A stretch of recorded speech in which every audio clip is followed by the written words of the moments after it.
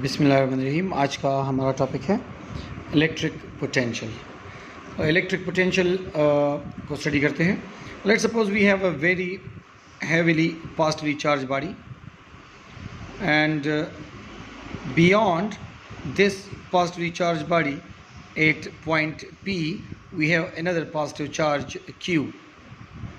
Let's suppose एक heavily positively charged body है और इससे कुछ फासले पे पॉइंट P पर एक सिंगल पॉजिटिव चार्ज पड़ा है।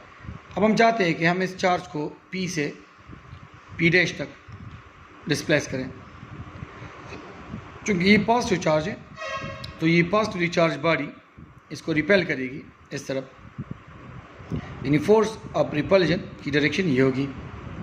लेकिन हम इसको डिस्प्लेस कर रहे हैं अगेंस्ट दी रिपल्जन, डिस्प्लेसमेंट की डायरेक्शन ये है।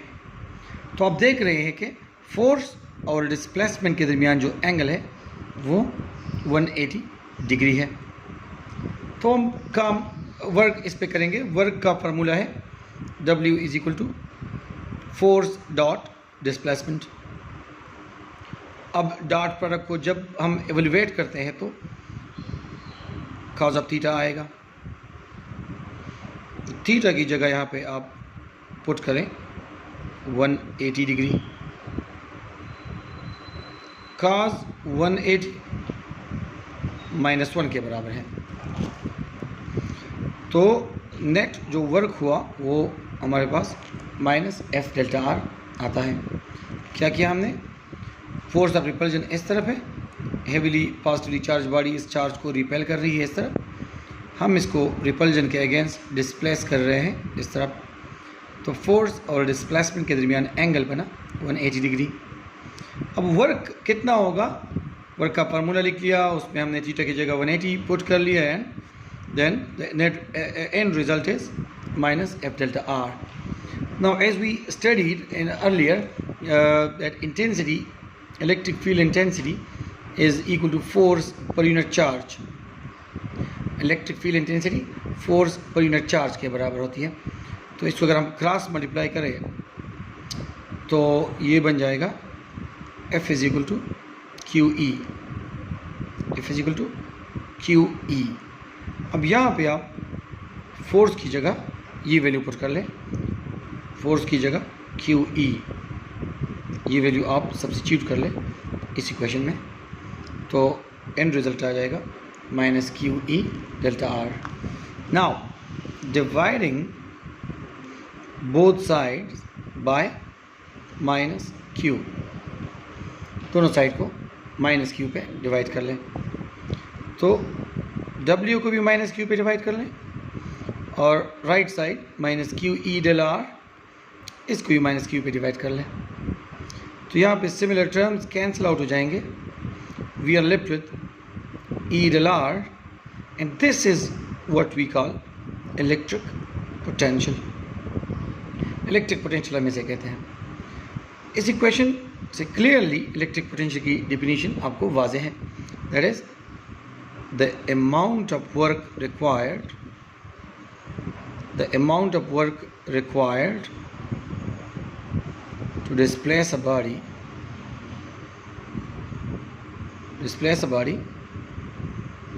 from one point to another against the direction of electric field intensity. ठीक है? The amount of work required to displace a charge body या a single charge, the amount of work required to displace a charge from one place to another against the direction of electric field intensity. यानी repulsion के खिलाफ या intensity के खिलाफ हम जो work करते हैं, जो वर्क हमें रिक्वायर्ड होता है एक चार्ज को एक पॉइंट से दूसरे पॉइंट तक ले जाने के लिए, जो वर्क हमें रिक्वायर होता है इंटेंसिटी के अगेंस्ट, रिपल्जन के अगेंस्ट, उसको हम कहते हैं इलेक्ट्रिक पोटेंशियल। याद रखें, it is a electric potential is a scalar quantity and its unit is volt. Now the electric potential is said to be 1 volt. Electric potential is said to be 1 volt if 1 joule work is required to displace 1 coulomb charge from one point to another. Clear? So this is what we call electric potential. अब हम पढ़ेंगे absolute electric potential. Absolute electric potential या electric potential due to a point charge. Electric potential due to a point charge. ये अब हमारा इससे related अगला topic है. Electric potential due to a point charge, या इसको हम कहते हैं absolute potential difference. Absolute electric potential या एब्सोल्यूट पोटेंशियल डिफरेंस या electric potential due to a point charge. अब ये किस तरह होगा कि इसमें हमारे पास एक हैवीली पॉजिटिवली चार्ज बॉडी है, वही हैवीली पॉजिटिवली चार्ज बॉडी है, लेकिन अब हमने चार्ज को ले जाना है इनफाइनाइट डिस्टेंस तक. लेट्स सपोज यहाँ पे एक पॉइंट पड़ा है, पॉइंट एन जो कि इनफाइनाइट डिस्टेंस पे पड़ा है. The distance is infinity. तो हम यहाँ से चार्ज को यहाँ फील्ड में कैसे लाएंगे, यहाँ से हम चार्ज को यहाँ तक कैसे लाएंगे, या यहाँ से चार्ज को इन्फिनिटी तक कैसे ले जाएंगे. इस दौरान जो वर्क हमें रिक्वायर्ड होगा उसको हम कहेंगे एब्सोल्यूट पोटेंशियल डिफरेंस या electric potential due to point charge. Now the distance is so large, आप देख रहे हैं कि distance is very large, so the work can not be done in single step. So for the sake of simplicity we divide the whole distance into small pieces, that is 1 or 2 or 3 or 4 dash dash dash dash. यहाँ पे distance बन जाएगा Rn-2, ये point बन जाएगा Rn-1 and finally n. चूँकि path बहुत बड़ा है, डिस्टेंस बहुत ज़्यादा है, तो हम सिंगल स्टेप में चार्ज को इन्फिनिटी तक या चार्ज को इन्फिनिटी से यहाँ तक नहीं ले जा सकते. तो हमने पाथ को इक्वल लेंथ वाले पीसेस में डिवाइड किया. इस पीस की लंबाई है delta R is equal to R2 - R1. इस पीस की लेंथ होगी delta R is equal to R3 - R2. इस पीस की लेंथ होगी delta R is equal to R4 - R3. देखें, इस पीस की लेंथ होगी delta R is equal to R2 - R1, इसकी R3 - R2, इसकी R4 - R3, इस तरह Rn-1 - Rn-2, और यहाँ पे लेंथ होगा, ये सेम लेंथ वाले पीसेस है, यहाँ पे लेंथ होगी delta R is equal to Rn-1. Clear है जी. अब हम वर्क करेंगे. लेट्स सपोज हम इस तरफ से वर्क शुरू करते हैं. चार्ज को हम पहले पॉइंट 1 से 2 तक ले जाते हैं. तो हमें वर्क कितना रिक्वायर्ड होगा, work done from point 1 to 2 ये इक्वल होगा फोर्स डॉट डिस्प्लेसमेंट के. क्लियर है जी. अब चूँकि चार्ज को हम इस तरफ पॉजिटिव चार्ज को हम इस तरफ ले जा रहे हैं, और ये चार्ज बॉडी इस चार्ज को रिपेल भी इस तरफ कर रही है, तो थीटा की वैल्यू यहाँ पे 0 होगी. ठीक है, हम ये इस वक्त चार्ज को यहाँ से ले जा रहे हैं वहाँ तक, और रिपल्जन की डायरेक्शन भी इस तरफ है, तो थीटा की वैल्यू यहाँ पे होगी 0 डिग्री. तो वर्क कितना हुआ पॉइंट 1 से लेके 2 तक, वर्क होगा F del R cos theta, F del R cos 0 जो है वो 1 के इक्वल है. तो we are left with work from 1 to 2 F delta R के बराबर हुआ. अब यहाँ पे जो फोर्स है वो आपको पता है कि यहाँ पे फोर्स क्या होगा, फोर्स ऑफ रिपल्जन है. तो फोर्स ऑफ रिपल्जन कौन सी फोर्स होगी, कूलम्बिक फोर्स होगी, which is equal to KQ1 Q2 divide by R², और ये एज इट इज़. आपने देखा कि फोर्स की जगह हमने ये वैल्यू लगाई. ये क्यों, ये इसलिए कि आपको पता है कि यहाँ पे force of repulsion Coulombic force है. Coulombic force KQ1 Q2 by R² के बराबर होती है.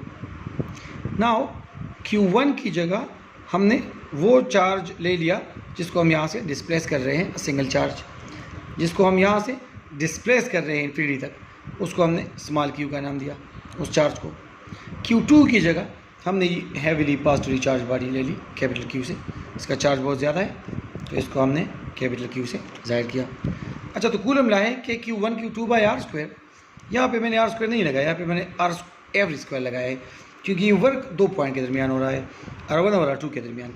तो ना तो मैं आर स्क्वायर की जगह R1 स्क्वायर पुट कर सकता हूँ, ना फार्मूले में मैं आर स्क्वायर की जगह R2 स्क्वायर पुट कर सकता हूँ, बल्कि मैं एवरेज वैल्यू पुट करूँगा। एवरेज वैल्यू क्या होगी, यहाँ पे हम थोड़ा स्टॉप कर लेंगे स्टेप के बाद। देखिए K Q divide by R average square और डेल्टा आर की वैल्यू है R2 माइनस R1, इसको इक्वेशन 1 का नाम दे दें। डेल्टा आर की वैल्यू क्यों R2 माइनस R1 है, क्योंकि वर्क इन पॉइंट्स के दरमियान हो रहा है, तो यह होगा R2 माइनस R1। ठीक है जी। अब देखिए यहाँ पे स्टॉप कर लें और पहले आप इस आर एवरेज स्क्वायर की वैल्यू निकाल लें। देखिए यहाँ पे कैलकुलेशन कर लें, calculation for R average square. आपको पता है कि आर एवरेज किस चीज़ के बराबर होगा, R1 plus R2 divide by 2। आपको पता है कि दो चीज़ों का एवरेज हम कैसे फाइंड करते हैं, दोनों पॉइंट्स को जमा कर लें, दोनों को जमा कर लें और 2 पे डिवाइड कर लें, ये आर एवरेज आया। नाउ आर एवरेज को मैं इस तरह लिख सकता हूँ, R1 plus delta R divide by 2। अब ये स्टेप कैसे आया, देखिए डेल्टा आर इक्वल होता है R2 माइनस R1 के। क्लियर। नाउ R2 की वैल्यू निकालें, R2 minus R1 delta R के बराबर है। तो अगर आप R1 को इक्वेशन के लेफ्ट साइड पे ले आए तो ये इधर माइनस है, इक्वेशन के लेफ्ट साइड पे आके ये प्लस बन जाएगा और वहाँ पे सिर्फ R2 रह जाएगा। तो R2 की वैल्यू क्या आई, R1 प्लस डेल्टा आर। तो आप आर एवरेज की वैल्यू ले लें R1 plus R2 divide by 2 और इसमें R2 की जगह ये वैल्यू पुट कर ले R1 plus delta R. You got that, R1 plus delta R. अब आगे जाएं, इनको ऐड कर लें तो R1 plus R1 is 2R1 और plus delta R divide by 2। अब स्क्वायर करें दोनों साइड को, स्क्वायरिंग बोथ साइड, क्योंकि फार्मूले में वर्क के फार्मूले में आर एवरेज स्क्वायर है, तो हम आर एवरेज को आर स्क्वायर में कन्वर्ट करेंगे। स्क्वायर लेने से ये बन जाएगा आर एवरेज स्क्वायर और यहाँ भी आप स्क्वायर ले लें। ठीक है जी। स्क्वायर लेने से ये एक फार्मूला बन जाएगा a plus B whole square. ठीक है, नीचे तो 2 है ना, 2 स्क्वायर इज़ 4 और यहाँ पे a स्क्वायर 2 2 ज़र 4 R1 square plus b square plus 2ab, तो इससे आ जाएगा 4R1 डेल्टा आर। 2 2 ज़र 4 R1 डेल्टा आर। समझ आ गई। तो ये formula a plus B whole square expand हुआ। अब हम नेक्स्ट स्टेप में लिखेंगे 4R1 square plus 0 plus 4R1 delta R divide by 4। अब आप हैरान होंगे कि R average square R delta R square की जगह हमने 0 क्यों लगाया। देखिए हम वर्क कर रहे हैं इस पॉइंट से यहाँ तक जो कि इनफाइनाइट डिस्टेंस है। एक तरफ हम चार्ज को ले जा रहे हैं इन्फिनिटी तक और दूसरा हमने ये डिस्टेंस जो आप ले लें ये डिस्टेंस न होने के बराबर है, यानी ये डिस्टेंस तो स्मॉल पीस है। तो स्मॉल पीस का डिस्टेंस इतना कम है कि अगर आप ये तमाम इनफाइनाइट डिस्टेंस से अगर इसे कंपेयर कर ले तो इनफाइनाइट डिस्टेंस के मुकाबले में delta R very very smaller है, very very smaller. That is delta R is approximately equal to 0। Delta R तो होल डिस्टेंस के मुकाबले में न होने के बराबर है और फिर अगर ये नियरली 0 है तो जब हम इसका स्क्वायर लेंगे तो ये और भी 0 के करीब हो जाएगा।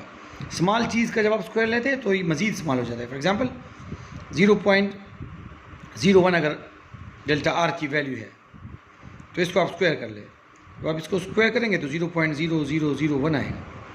तो squaring a small value is nearly equal to 0। तो अब आगे जाएं, आर एवरेज स्क्वायर की वैल्यू आ जाएगी 4R1 square plus 4R1 delta R.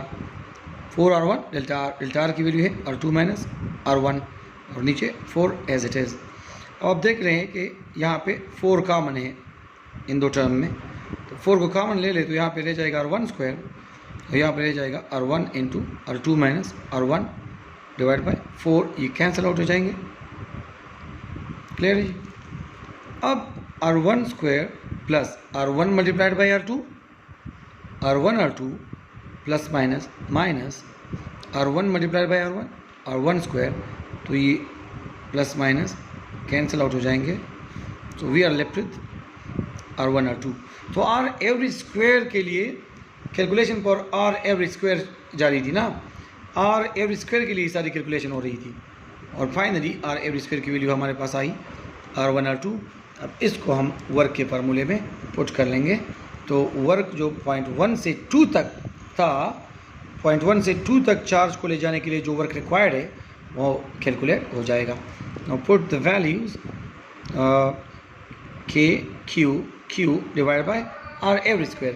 तो R एवरेज स्क्वायर की वैल्यू आई R1 R2, अब देख रहे हैं, तो ये पुट करें और ये R2 minus R1 as it is, और के Q R2 minus R1 divide by R1 R2।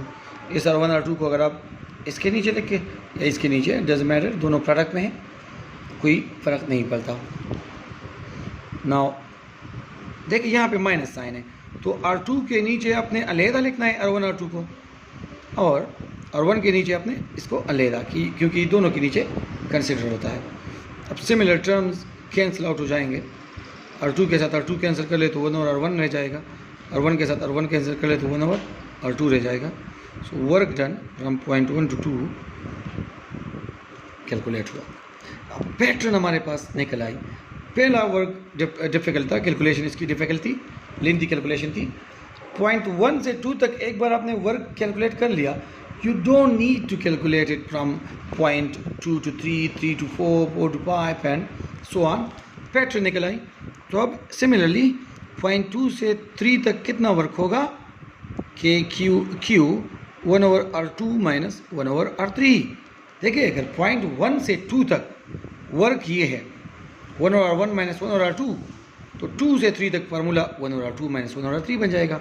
Similarly work done from 3 to 4 ये बन जाएगा K Q 1 over R3 minus 1 over R4 and up to so on dash dash dash. Work done from second last point to last point ये निकल जाएगा Q 1 over Rn minus 1 over Rn। फिर अब total work कितना होगा, अब हम total work calculate करते हैं। टोटल वर्क को कैलकुलेट इस तरह करेंगे कि इन तमाम वर्क्स को जमा कर लेंगे। ठीक है, टोटल वर्क इक्वल होगा work done from point 1 to 2 plus work done from point 2 to 3 plus work done from point 3 to 4 plus dash dash dash plus work done from second last point to last point n -1 to n। Clear है जी। अब इसमें values put कर ले, तो total work is turn out to be work done from 1 to 2 की value है k Q 1 over R1 minus 1 over R2। Work done from 2 to 3 की वैल्यू है k Q 1 over R2 minus 1 over R3। Work done from 3 to 4 की value है k Q 1 over R3 minus 1 over R4। And finally work done from second last to last point k Q 1 over Rn minus 1 over Rn। ये रहा total work. अब आप देख रहे हैं कि थ्रू आउट इस इक्वेशन में जो चीज़ें कॉमन है वो है के क्यू। तो के क्यू को आप कॉमन कर लें तो we are left with 1 over R1 minus 1 over R2 plus 1 over R2 minus 1 over R3 plus 1 over R3 minus 1 over R4 और plus dash dash dash 1 over Rn minus 1 over Rn। K Q को निकालें तो यहाँ ये रह जाएगा plus यहाँ ये प्लस ये प्लस ये। अब देखिए सिवाय फर्स्ट पॉइंट और लास्ट पॉइंट के, सिवाय फर्स्ट एंड लास्ट पॉइंट के हर चीज़ यहाँ पे 2 बार आएगी। देखिए R2 माइनस में, R2 प्लस में, R3 माइनस में, R3 प्लस में, R4 माइनस में, R4 प्लस में। ये प्लस में है तो यहाँ से पहले, इससे पहले माइनस भी होगा। हर चीज़ इस इक्वेशन में 2 बार आएगी प्लस माइनस में, सिवाय फर्स्ट पॉइंट के जो कि 1 ओवर R1 है, और लास्ट पॉइंट के जो कि 1 ओवर Rn है। Now Rn is located at infinity, तो यहाँ पे आप Rn की जगह इन्फिनिटी पुट कर लें, तो 1 ओवर इन्फिनिटी बन जाएगा। 1 over infinity is 0, so the end result is k q q divide by R1 रह जाएगा, या simply we can say that k q q divide by R। So this much work is needed to displace a body from a known point to infinity, या from infinity to a known electric field, and this amount of work done is called absolute potential difference. The amount of work, या the amount of energy required to displace a charge from a known electric field to infinite distance to infinity, या the otherwise. So ये था आज का हमारा topic, absolute potential difference.